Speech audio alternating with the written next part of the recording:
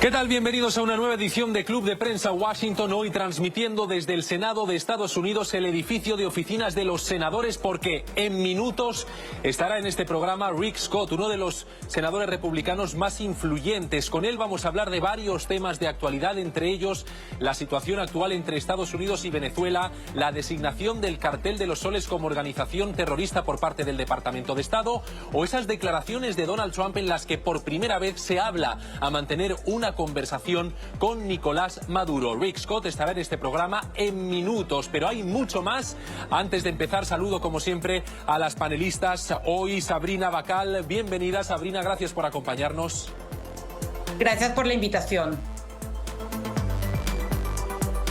Y también está con nosotros Cristi Ramírez. Bienvenida, Cristi. Un gusto estar aquí como siempre. Esto es Club de Prensa, somos periodistas, analizamos noticias, ponemos titulares, por eso le pido a cada una de nuestras invitadas que elija la noticia del día, la noticia en la que llevan toda la jornada trabajando y le pongan un titular. Empiezo por Sabrina. ¿Cuál es esa noticia de este martes para ti y qué titular le pones? ¿Cuál será el futuro de los archivos de Epstein? ¿Conocerá el público norteamericano toda la verdad sobre el pederasta? Una buena pregunta. En estos momentos la sesión en el Congreso de Estados Unidos transcurre. En cualquier momento se llevará a cabo la votación y se la vamos a ofrecer en directo en este programa, si es que sucede en los próximos minutos. Ahora los congresistas tienen el turno de palabra y están haciendo el debate que precede a esa votación. Cristi, la noticia para ti, el titular del día. Para mí es la misma, los papeles de Epstein, pero tal vez desde una coyuntura, una visión distinta, y es cómo está influyendo este escándalo de Epstein la coalición de Trump y sus congresistas. Es uno de los temas que vamos a analizar en este programa y por el que le vamos a preguntar a Rick Scott, republicano, un hombre cercano al presidente Trump. ¿Está él de acuerdo con que se publiquen los archivos de Epstein? Será una de las preguntas que le haremos. Pero como les decimos, hoy tienen eco en Estados Unidos las siguientes palabras del presidente Trump. Vamos a escuchar lo que dijo anoche desde el despacho Oval, porque, repito, por primera vez se habla de tener una conversación con Nicolás Maduro. Escuchen ustedes mismos lo que ha dicho el presidente de Estados Unidos. No lo descarto, no descarto nada, simplemente tenemos que ocuparnos de Venezuela. Sacaron a cientos de miles de personas de las cárceles y las trajeron a nuestro país. Nadie lo sabe mejor que esta joven. Ha hecho un trabajo increíble con Tom Homan y todo su equipo. Asombroso. Ya saben, ahora mismo tenemos la frontera cerrada. Nadie entra, pero hace un año millones de personas la cruzaban. Hace un año millones de personas cruzaban nuestra frontera y muchas veces venían de Venezuela, incluyendo el Tren de Aragua, la pandilla. Y creo que lo entiendo, Cristi, es que es una de las pandillas más peligrosas que existen. Muchos de ellos, la mayoría muy pronto, la mayoría se irá, pero nos convirtieron en un vertedero, así que no me agradan los que gobiernan Venezuela. Amo a Venezuela, amo al pueblo venezolano, pero lo que le han hecho a este país, y lo digo en serio, lo que Biden y los demócratas le han hecho a este país jamás podrá ser olvidado. Eso dice el presidente Trump, pero es que ya senadores están en la misma dirección. Sabrina, Cristi, parece que hay un discurso entre los republicanos que hasta ahora no habíamos visto sobre posibles conversaciones con Nicolás Maduro. Y es que hace minutos le hemos hecho esa pregunta a Derek Van Order, quien es senador del Partido Republicano, aquí donde nos encontramos en el Capitolio. Y fíjense en la respuesta que ha dado a NTN 24, porque al igual que el presidente Trump, este senador tampoco descarta un diálogo. Soy Navy SEAL retirado. Pasé 5 años en Sudamérica, en América Central, luchando contra el narcotráfico. Venezuela era un país hermoso. El distrito de Mercedes de Caracas era como Manhattan cuando estaba limpio.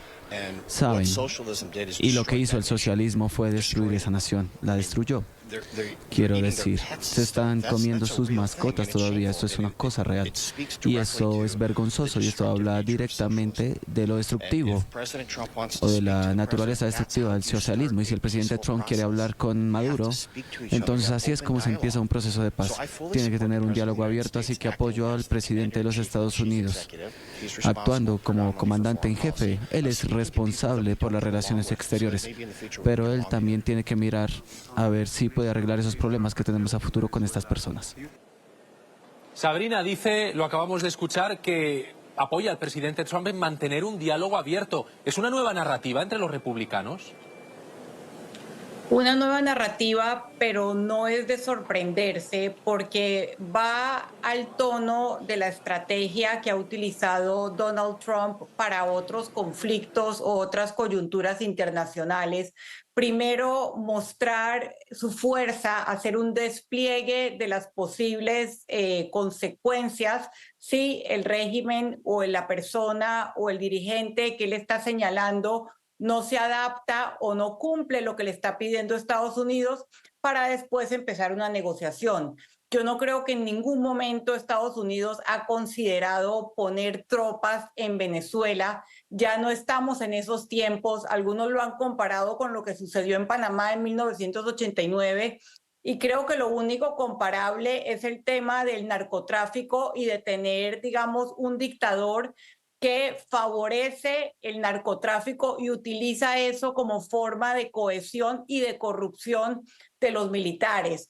Pero yo considero que el tema del narcotráfico es más una coartada. El principal problema es que Maduro es un dictador, Maduro oprime a su gente. Hay muchísimos de esas personas que están en los Estados Unidos, que se les retiró su estatus de refugiados, y yo creo que lo mejor para la región, para Estados Unidos y para Venezuela sería negociar un cambio de régimen. El régimen sin duda es lo que se está planteando y de lo que hablan aquí también en el Senado voces del Partido Republicano. Lo adelantábamos al inicio de este programa. Hoy nos acompaña el senador Rick Scott, ya está con nosotros en Club de Prensa. Gracias por acompañarnos. Es un placer, senador. Quiero preguntarle, antes que nada, ¿usted apoyaría un diálogo con Nicolás Maduro? Como dijo el presidente Trump, ¿es imposible llegar a un acuerdo? Bueno, no lo sé.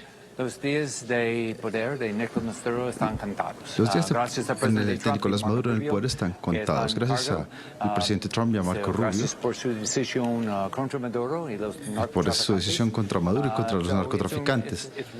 Así que es muy importante que Nicolás Maduro viaje a Rusia, a la China comunista, a otro país. Bueno, ¿y qué piensa acerca de la designación del Cartel de los Soles como una organización terrorista extranjera por el Departamento de Estado? Bueno, está claro, los narcotraficantes son terribles para todos y para todas las familias. Es importante para mí en los Estados Unidos este tema. Y la posición de Nicolás Maduro es difícil en los Estados Unidos, así que el Cartel de los Soles es terrible, el Tren de Aragua es terrible. Maduro no es el presidente de Venezuela, ¿sabe? Es el jefe de un cartel de drogas, el Cartel de los Soles. Mucha gente está pensando en una posible intervención militar en Venezuela. ¿Veremos tropas en el terreno? Bueno, no lo sé, pero gracias a los Estados Unidos es muy fuerte los Estados Unidos en esto. Hay mucha fuerza. Es importante, ¿sabe? La seguridad de la gente de Venezuela. Pero, ¿sabe? Yo espero que haya un nuevo líder como María Corina Machado y Edmundo González en el poder en Venezuela. Senador, ayer el presidente Trump dijo en la oficina oval que hay muchas fábricas de cocaína en Colombia. ¿Cree usted que será posible cerrar estas fábricas? Esperamos que sí. ¿Sabe?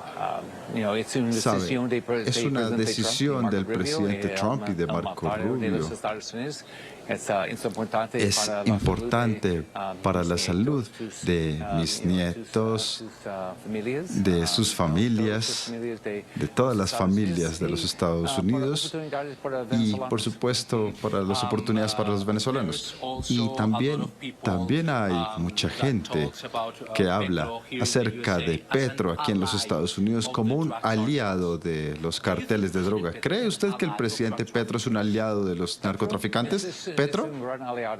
Es un aliado de los narcotraficantes. Sabe, es una persona de extrema izquierda. En su pasado, Petro estuvo en el M-19, así que es un terrorista, es una persona muy mala.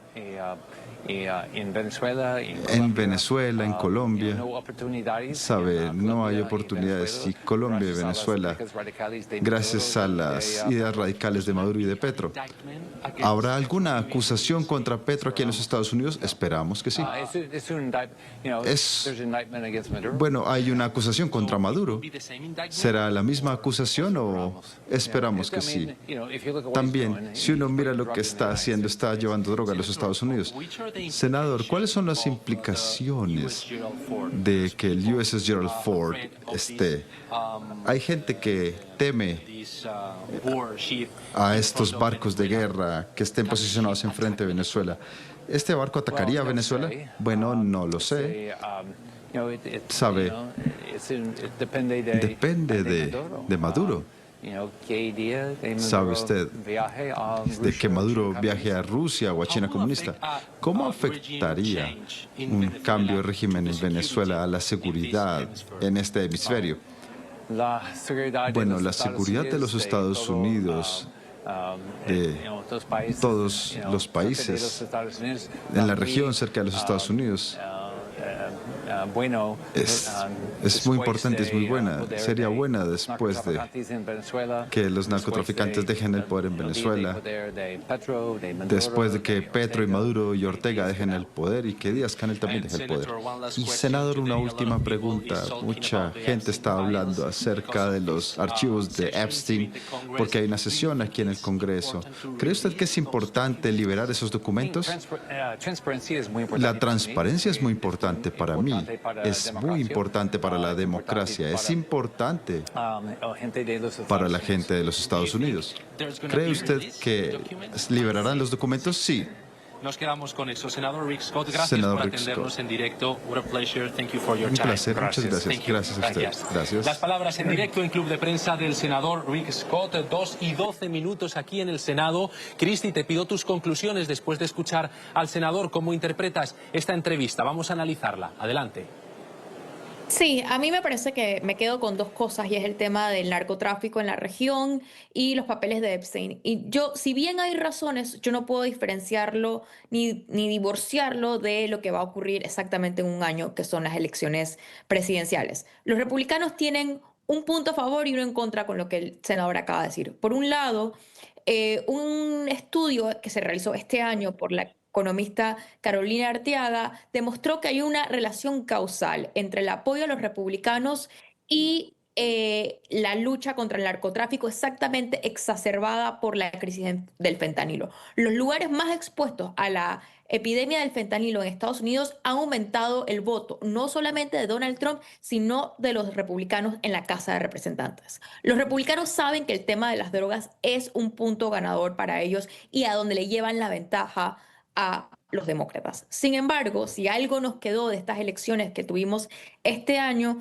fue que sí hay ciertos grupos de personas, sobre todo el voto latino, si vemos a lo que ocurrió en New Jersey con el voto latino, que había sido uno de los estados donde más se había volcado el voto latino de los demócratas de Joe Biden a la elección de Donald Trump, ha venido cayendo sistemáticamente. Entonces, el apoyo, este refuerzo, uno, contra la guerra contra las drogas, pero este endurecimiento contra el régimen de Maduro, que es un punto muy popular dentro de los latinos que apoyaron a Trump, es sumamente importante de cara a las elecciones del próximo año. Y el último punto con el tema de Epstein, aquí otra vez estamos viendo la fracción que ha ocurrido en los últimos días. Donald Trump y Pat Bundy han hecho todo o han tratado o pareciera que haber hecho todo para evitar que estos papeles realmente salieran a la luz. Ahora, a medida que esta situación de que salgan los papeles viene tomando apoyo, incluso las personas que más habían estado en contra que salieran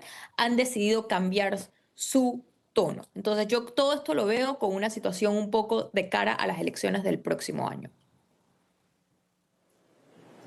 Algunos de los titulares que deja esta entrevista, sin duda, pero le quiero preguntar también a Sabrina por una cuestión que le hemos hecho y el senador ha sido muy rotundo al acusar al presidente de Colombia, Gustavo Petro, de ser un aliado del narcotráfico. Y se lo preguntábamos porque ayer, Sabrina, era el propio Trump quien hablaba de la cantidad de fábricas de cocaína que hay en Colombia y de la posibilidad de acabar con ellas. Vamos a escuchar lo que dijo Donald Trump para ponerlo en contexto con las declaraciones que nos acaba de dar Rick Scott, porque parece que ahora Colombia también está en el punto de mira de Estados Unidos. Escuchemos a Trump y ya lo comentamos contigo. No tenemos a nadie cruzando nuestra frontera sur, pero sabemos exactamente cómo traen sus cosas aquí, cómo traen las drogas aquí, fentanilo, cocaína. Colombia tiene fábricas de cocaína donde se fabrica la cocaína. ¿Acabaría con esas fábricas? Estaría orgulloso de hacerlo personalmente. No he dicho que lo vaya a hacer, pero estaría orgulloso de hacerlo porque así salvaríamos millones de vidas. Sabrina. Bueno, lo primero que hay que anotar es que Petro definitivamente no ha estado a la altura de ser el mandatario de un país tan complejo como Colombia, pero compararlo con un dictador como Nicolás Maduro, pensaría que es una forma de simplificar la realidad y de pensar más en América Latina como una herramienta política de cara a las elecciones de medio término y no un análisis basado en hechos. También, y lo comentó Cristi, el fentanilo es el principal elemento que ha creado una epidemia de drogadicción en Estados Unidos. En Colombia también se comercializa y se exporta fentanilo proveniente de China, pero aquí lo que más se ha resaltado es la producción de Colombia, que ha crecido exponencialmente desde el año 2023. Hay una polémica sobre la cifra que el presidente Petro no quería revelar, a pesar de que por 20 años se ha usado la misma metodología. Al final, Petro es un presidente que no ha logrado controlar la producción de coca. La producción de coca de 3.000 toneladas es un problema no solamente para los Estados Unidos, sino que genera violencia en todos los países de tránsito de Centroamérica, por ejemplo, pero eso y llamarlo el líder de un cartel de drogas es bastante distinto. Que si Estados Unidos va a llegar a bombardear los laboratorios de cocaína, también lo dudo. Yo creo que todas estas declaraciones nuevamente son parte de una estrategia para mostrar el poder de los Estados Unidos, así como hicieron con la desertificación de Colombia o con la inclusión de altos funcionarios, incluido Gustavo Petro, en la lista Clinton.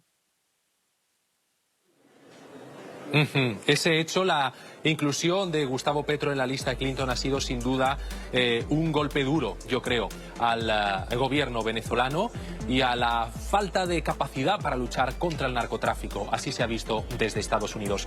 Estamos en el Senado. Fíjense, este edificio en el que nos encontramos se conoce como Hart Building. Aquí están los despachos de todos los senadores que hoy hablan, muchos de ellos de Venezuela, así como el senador Scott, a quien hemos tenido en el programa, pero también hablan de la lista Epstein y de la revelación, de la publicación de los documentos de ese caso, si hoy el Congreso vota sí a hacerlos públicos. Es el otro tema del día. Lo analizamos a la vuelta. Ya regresamos, no se vayan. Ya regresamos con Club de Prensa Washington por NTN 24, el canal de las Américas. Continuamos con Club de Prensa Washington por NTN 24, el canal de las Américas. Están viendo imágenes en directo del interior del hemiciclo del Congreso de Estados Unidos, transmitiendo nosotros este club de prensa desde el Capitolio, donde ahora mismo, como ven en pantalla, se produce la votación que acabará en los próximos minutos con la publicación, previsiblemente, con la previsible publicación de los archivos del caso Epstein.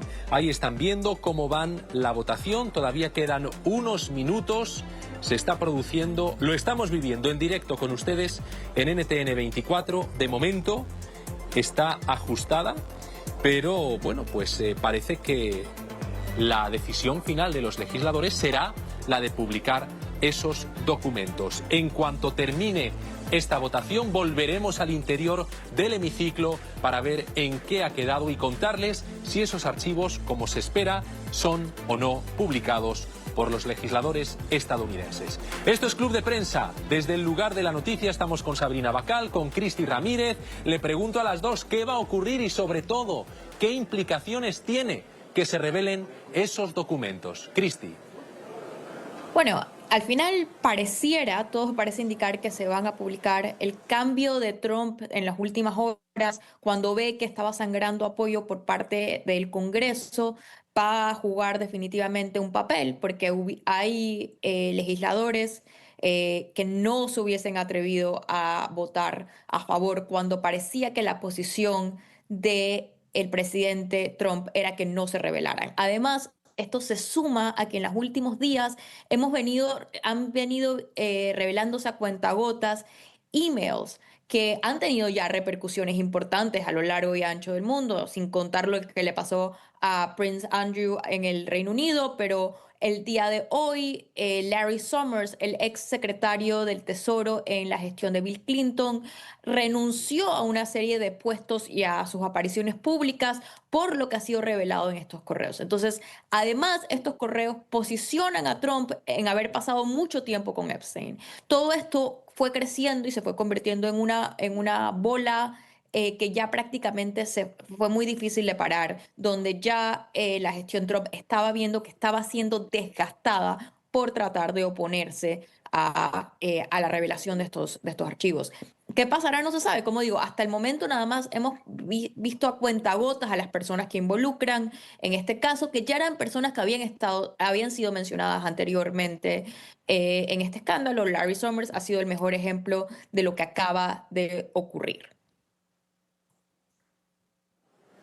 2:25 de la tarde, estamos en directo desde el Senado de Estados Unidos. Ahí ven esa imagen, se la estamos ofreciendo en directo y la que ven es sin duda la imagen del día, una de las imágenes del día, la votación del Congreso para publicar los archivos del caso Epstein. Hay que precisar que cuando la Cámara de Representantes, el Congreso, termine la votación y decida publicar esos documentos, todavía tendrá que ir al Senado y someterse a una segunda votación.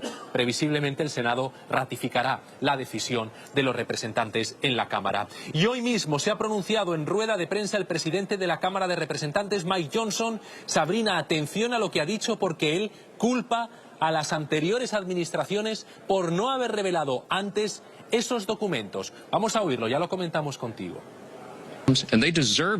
Y ellos merecen justicia, que se ha demorado durante mucho tiempo. No solo justicia por lo que sucedió, sino también necesitamos respuestas de por qué tomó tanto para que el Departamento de Justicia mismo hiciese eso bajo anteriores liderazgos. Los republicanos, sin embargo, están trabajando para llevar transparencia al pueblo estadounidense y estamos trabajando de manera responsable, de manera que no haya más daño para las víctimas inocentes que han sido llevadas a esto.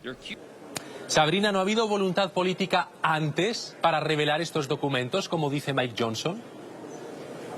Tampoco había voluntad política ahora, hasta que Trump se dio cuenta que le hacía más daño detener la divulgación de todos los documentos que se revelaran, porque estaba quedando como alguien que estaba obstruyendo la verdad.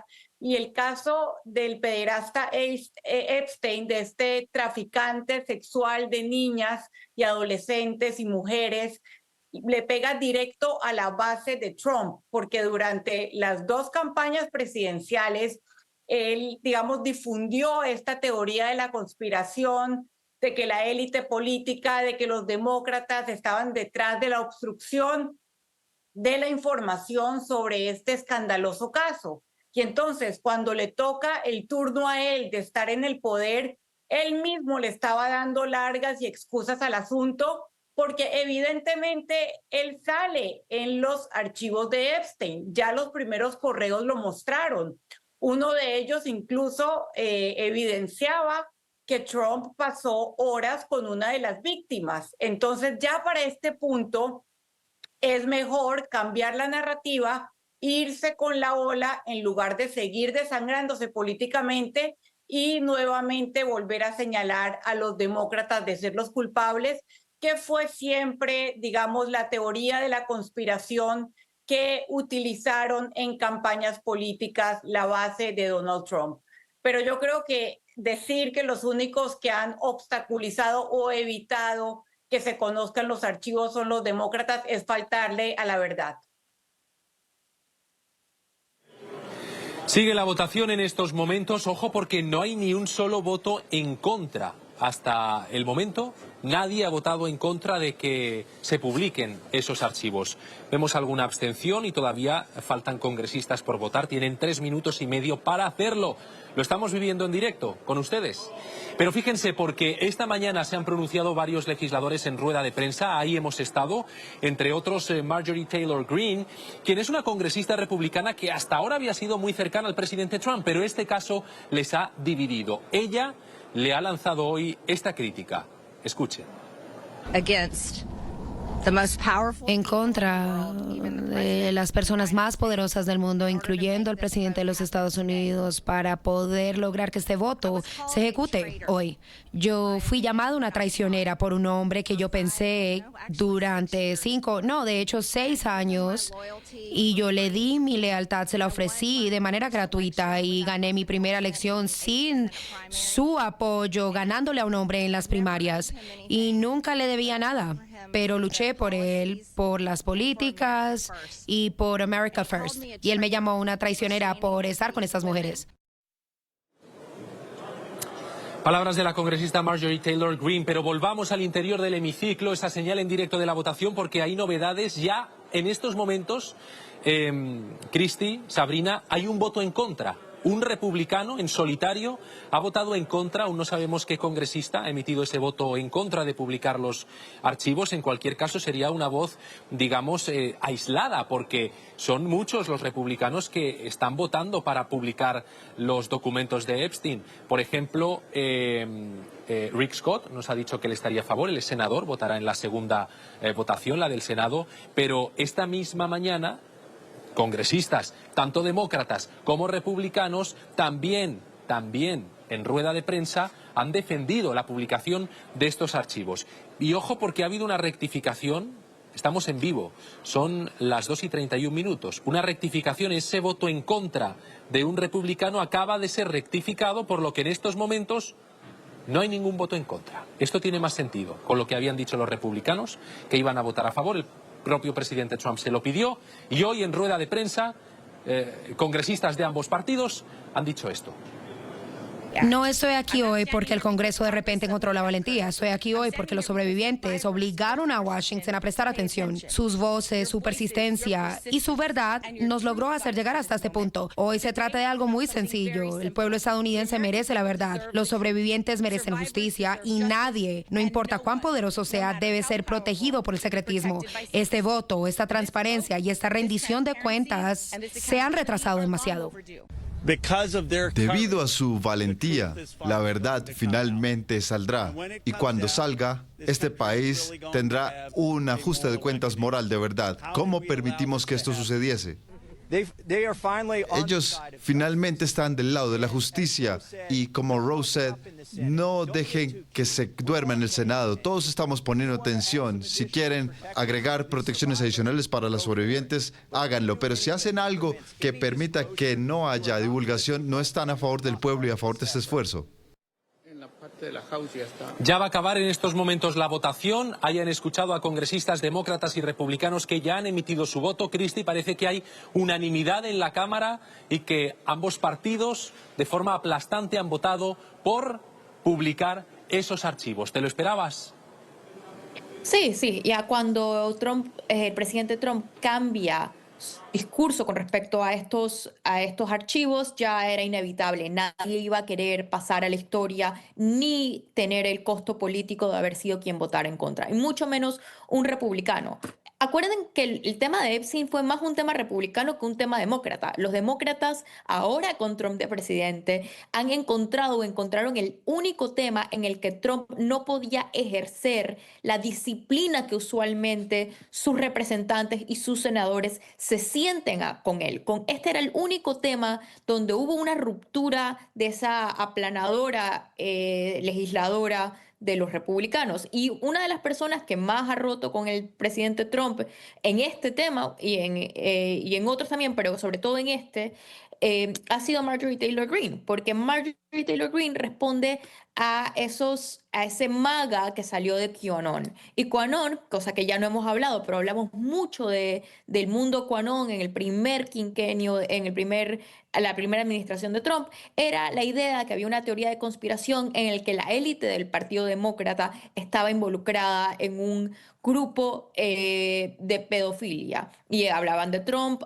hablaban de Obama, hablaban de los Clinton sobre todo. Bueno, esto es lo más cerca a lo que hemos visto de una predicción de QAnon. Entonces, hay una gran cantidad de republicanos que salen de esas teorías de conspiración de las redes sociales y del mundo Q. Bueno, esos son los que hoy están rompiendo con Trump en este tema en particular, y no había manera de que se echaran para atrás. La mayor parte de su carrera política está anclada a este movimiento. Fíjate, porque estamos hablando mucho de los legisladores, del aspecto político, de esta votación en el Congreso, de las consecuencias políticas, las rivalidades, pero escuchemos el lado humano de esta historia, que es muy duro, el de las jóvenes que fueron abusadas sexualmente por Jeffrey Epstein y personas de su entorno, porque ellas, hoy en día mujeres, evidentemente, pasados ya años, décadas de aquellos terribles hechos, están hoy aquí, en el Capitolio, y han hablado y han denunciado lo que vivieron. Han pedido justicia. Ellas son. Que esta era yo. A tan solo 14 años, yo era una niña. Yo estaba en 9º grado. Yo tenía esperanza de la vida y de lo que el futuro podría brindarme, y él me probó todo esto a los 14. Así que, por favor, contacten a los miembros del Congreso y pídanle que pasen esta legislación. La verdad es algo que todos merecemos. Me obligaron a entrar hacia el mundo de Epstein, un mundo construido en explotación y manipulación de la inocencia y la protección de hombres y mujeres muy poderosos que creían que eran intocables. Nuestros propios miedos hacían temblar nuestro cuerpo. No había equipo, no habían pagos, solamente nosotros esperando que nuestras voces hagan una diferencia. Sabrina, ¿es un acto de justicia, es un acto reparador que se publiquen estos archivos? Absolutamente. Cualquier cosa que se haga en este momento, tantos años después de que operó impunemente esta red de tráfico sexual, es un acto de justicia, es un acto de resarcimiento, si se quiere, a las víctimas. Realmente este caso, cuando uno lee sobre él o ve documentales y lo conoce, revela el peor lado de la sociedad estadounidense, que se pueda generar este tipo de red, que pueda haber este tipo de comportamiento, incluso llevándolas a una isla, y que personas de muchísimo poder hayan sido frecuentes en esta red de tráfico sexual, cuando muchas de ellas estaban por debajo de la edad de consentimiento sexual, y que además la justicia haya enfrentado tantos obstáculos durante tantos años. Ya en este punto, revelar la verdad, que el pueblo estadounidense conozca todo y a todos los implicados, es un acto de justicia. 2:37 de la tarde, estamos en directo desde el Capitolio, en los pasillos de este edificio majestuoso de Estados Unidos, y en el interior del hemiciclo del Congreso ocurre esto que están viendo en directo, esa votación para publicar los archivos del caso Epstein. Ha sido uno de los temas de análisis de este Club de Prensa Washington. La votación sigue y en cuanto concluya les ofreceremos el resultado. Antes, una pausa, ya regresamos. Ya regresamos con Club de Prensa Washington por NTN 24, el canal de las Américas. Continuamos con Club de Prensa Washington por NTN 24, el canal de las Américas. Señal en directo, ahí lo ven, del interior del Congreso de Estados Unidos siguen votando los congresistas. Faltan 5 todavía por emitir su voto sobre la publicación de los archivos del caso Epstein. Una de las noticias del día aquí en Washington, y nosotros precisamente estamos transmitiendo este programa desde algunas salas contiguas a ese hemiciclo aquí en el Capitolio de Estados Unidos. Hoy con Sabrina Bacal y Cristi Ramírez seguimos con vosotras ante esa votación inminente. Parece, y les voy a decir cómo va exactamente en estos momentos la votación, porque a falta de 5 votos hay 427 síes y un no. Escuchemos al speaker. To reconsider is laid on the table.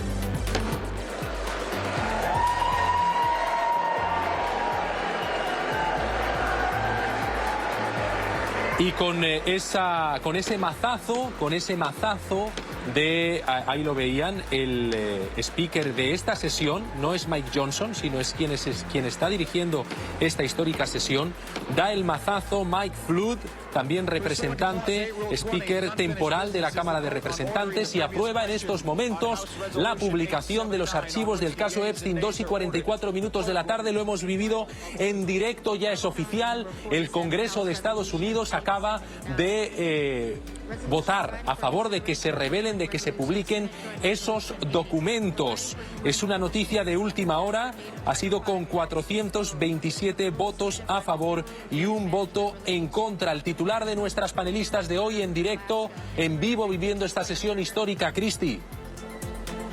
Sí, al final es histórico y por fin se sabrá la verdad, ¿no? Por fin, después de tantos años, se revelan los archivos de Epstein, y aquí tendremos que ver, más allá del tema de la justicia, que llegó tarde, y no llegó, porque al final Epstein no llegó a ser condenado, pero es a quién esto va a terminar, a cuánta gente esto se va a llevar por encima, sobre todo no solamente en temas políticos, sino a cuántos líderes económicos, de pensamiento, personas poderosas que estarían mencionados en estos archivos. Sabrina, el análisis de esta noticia. Bueno, mi titular es que definitivamente el caso de Epstein es el flanco más débil de Trump. Es el único tema en el que no pudo controlar la narrativa, ni siquiera dentro de su partido. El único tema donde hubo una división en su partido, donde seguramente midió cuánto daño le estaba haciendo y le tocó cambiar de opinión. Así que habrá muchísima información, muchísimas otras figuras se verán comprometidas, ya hay algunas que han pagado las consecuencias y vamos a esperar que lo mismo ocurra con las figuras políticas o las figuras de poder en los Estados Unidos. Bueno, pues ha sido una votación que se acaba de producir, la acabamos de vivir junto a ustedes en Club de Prensa, junto a Cristi Ramírez, a Sabrina Bacal, pero recordemos que el curso legislativo sigue todavía, no es que ya inmediatamente se vayan a publicar esos archivos, ahora la propuesta va al Senado, que previsiblemente ratificará la decisión de los congresistas y posteriormente Donald Trump sancionará esa propuesta, la firmará y entonces sí, serán revelados los documentos. Esto es Club de Prensa Washington, desde el Capitolio, desde el lugar de la noticia. Ya regresamos. Ya regresamos con Club de Prensa Washington por NTN 24, el canal de las Américas. Continuamos con Club de Prensa Washington por NTN 24, el canal de las Américas. Agradecer a Cristi Ramírez que nos haya acompañado en este Club de Prensa Washington. Un placer tenerte. Un placer siempre estar acá con ustedes. Y agradecer también a Sabrina Bacal, ha sido un gusto que nos acompañes en este programa. También para mí, muchas gracias por la invitación. Y a ustedes, gracias por seguirnos. Hoy hemos emitido desde el edificio Dirksen, aquí en el Senado de Estados Unidos. Las cámaras de NTN 24 en el lugar de la noticia para que usted esté bien informado. Y las noticias siguen en el Canal de las Américas. Que tengan una feliz tarde.